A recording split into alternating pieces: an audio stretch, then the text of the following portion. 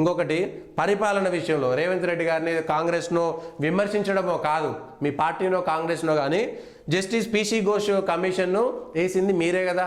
మీ సర్కార్ వచ్చిన తర్వాతనే కాళేశ్వరంలో జరిగినటువంటి అవకతవకలు ఏవైతే ఉన్నాయో మీరే జస్టిస్ ఘోష్ గారు పినాకిని చంద్ర ఘోష్ గారితో ఒక కమిషన్ వేసి ఆ కమిషన్కి జీతాలు ఇయ్యరు.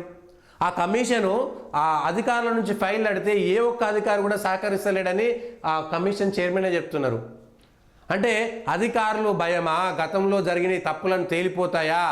మీ సర్కారు అధికారంలోకి వచ్చిన తర్వాత మీ అధికారులు మీరు వేసినటువంటి కమిషన్లో ఫైల్ ఇస్తలేరంటే మీ పరిపాలన మీద మీ పట్టు ఎట్లా వచ్చింది అనేటువంటిది ఇవాళ మీరే ప్రజలకు చెప్పినట్టు కాదా?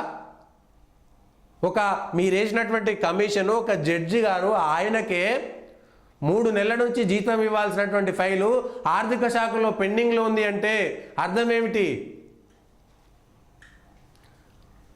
పరిపాలన అంటే ఇదేనా? మీరేసినటువంటి కమిషన్కి సంబంధించి మీరు ఇచ్చినటువంటి జీవోలు ఆర్డర్లకు సంబంధించినటువంటి అమలు కావడానికి నెలల తరబడి పడుతుందంటే ఇదేమి పైరవి చేసుకునేదో ఇంకొకటో కాదు కదా.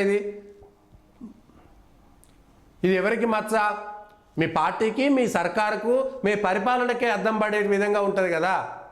జీతం రాకపోతే అయ్యో ఆయనకేంది జీతం కాదు, మీరు ఇచ్చినటువంటి ఆర్డర్ను అమలు చేయడంలో అధికారులు అలసత్వమా, లేకపోతే వాళ్ళకు క్లారిటీ లేదా, మీరే ఇచ్చి ఇయ్యనట్టుగా మేము ఇచ్చినట్టుగా చేస్తాం మీరు చేసినట్టు చేయండి కదా చేయొద్దని ఏమైనా చెప్పిరా? లేకపోతే అధికారులు ఫైళ్ళు కూడా ఇస్తలేరంట.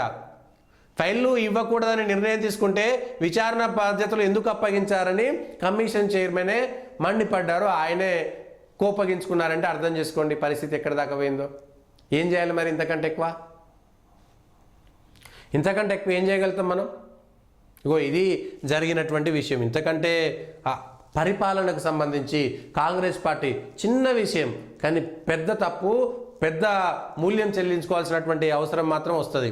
ఇంకొకటి